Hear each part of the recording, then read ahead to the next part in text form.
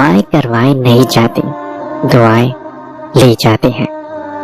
جتنی جلدی انسان اس حقیقت کو سمجھ لے اتنی جلدی ہی اس کی دنیا اور آخرت سنورنے لگتی ہے۔ ہدایت انہیں دی جاتی ہے جو ہدایت چاہتے ہیں۔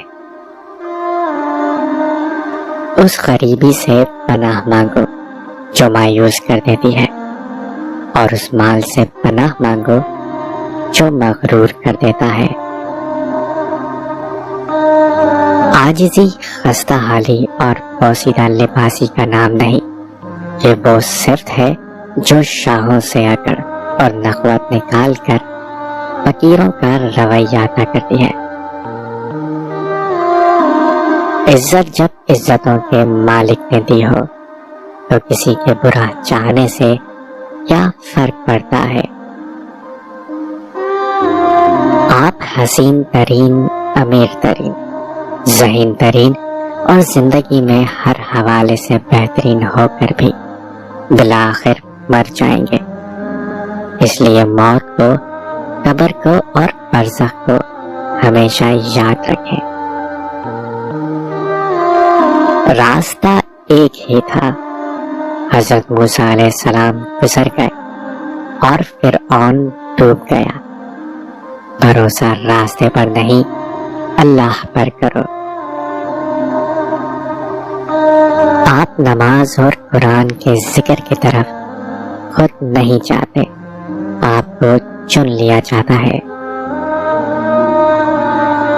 اس نے کن کہا اور سب کچھ ہو گیا، وہ کن کہے گا اور کچھ نہیں رہے گا۔ وہ ہمیشہ سے تھا، ہمیشہ سے ہے اور ہمیشہ رہے گا۔ ہم کچھ نہیں تھے، کچھ نہیں ہے اور کچھ نہیں رہیں گے۔ یہ اس کی حقیقت ہے اور یہ ہماری حقیقت ہے۔ جب آپ رب سے محبت کرتے ہیں تو آپ کے دلوں میں صرف انہی لوگوں کو بسنے دیتا ہے جو آپ کی محبت کے اہل ہیں۔ اگر کوئی بھی انسان کچھ سیکھنا چاہتا ہے تو اللہ اسے سکھانا چاہتا ہے۔ علم غافلوں پر مہربان نہیں ہوتا، نکما اور سست کو پسند نہیں کرتا، اس لیے سستی اور غفلت سے بچیں اور علم سیکھنے کے لیے ہمیشہ مشتاق رہے۔ کوئی شخص روزی اپنی لیاقت اور طاقت سے نہیں حاصل کرتا، اللہ سب کا رازق ہے۔ زندگی کی ساری بلندیاں رب کے آگے جھکنے سے ملتی ہیں۔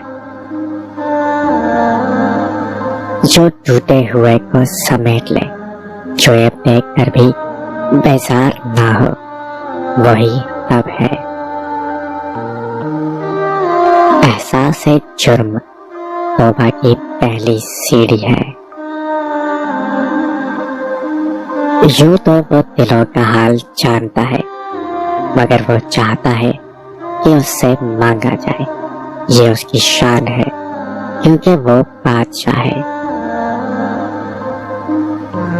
اور مشکل وقت میں رو رو کر دعا کیا کرو، کیونکہ جہاں انسان کا حوصلہ ختم ہوتا ہے وہاں سے رب کی رحمت شروع ہوتی ہے۔